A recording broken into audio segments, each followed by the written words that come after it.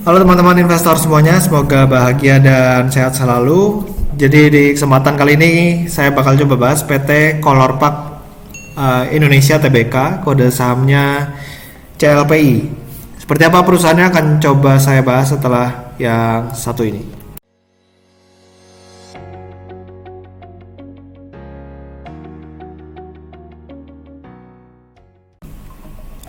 Oke, ini saya ambil dari materi public expose-nya ya. Jadi CLPI ini didirikan di tahun 1988.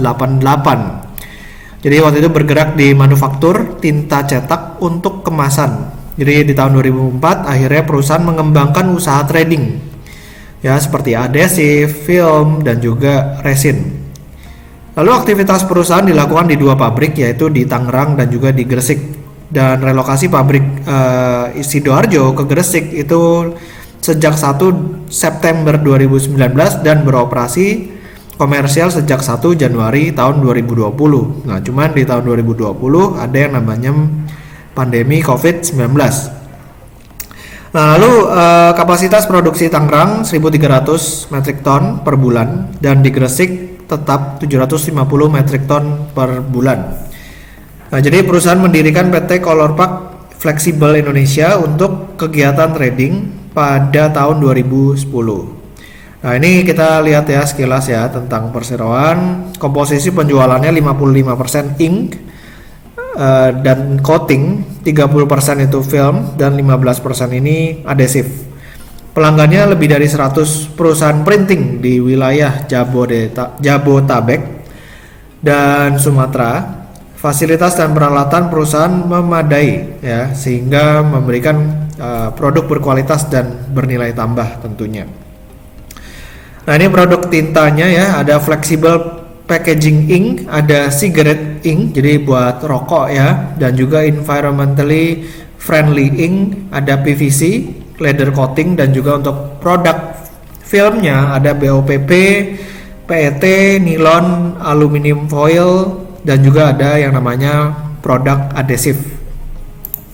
Nah, kita bakal coba lihat dari sisi kinerjanya dari tahun 2014 ke tahun 2019. Kita lihat di sini pendapatannya cenderung stabil. Jadi gitu-gitu aja ya, 794 miliar sempat turun ke 650, lalu naik lagi ke 780. Di tahun 2019 816 miliar. Lalu kalau misalnya kita mau lihat dari labanya, di sini kita bisa lihat labanya ini cenderung turun dari 60-an miliar ya. Sekarang udah mulai stabil di 30 sampai 40-an miliar. Jadi memang kinerjanya ya udah kelihatannya bakal stay di sini-sini aja. Dan yang cukup menarik dari sini kita lihat di 9 bulan tahun 2020 pendapatannya ini turunnya nggak terlalu banyak ya, dari 616 cuma turun ke 578. Labanya juga cuma turun 10%, sekitar 28 miliar menjadi 25 miliar. Jadi efek pandemi COVID-19 sepertinya tidak terlalu signifikan untuk bisnisnya si CLPI.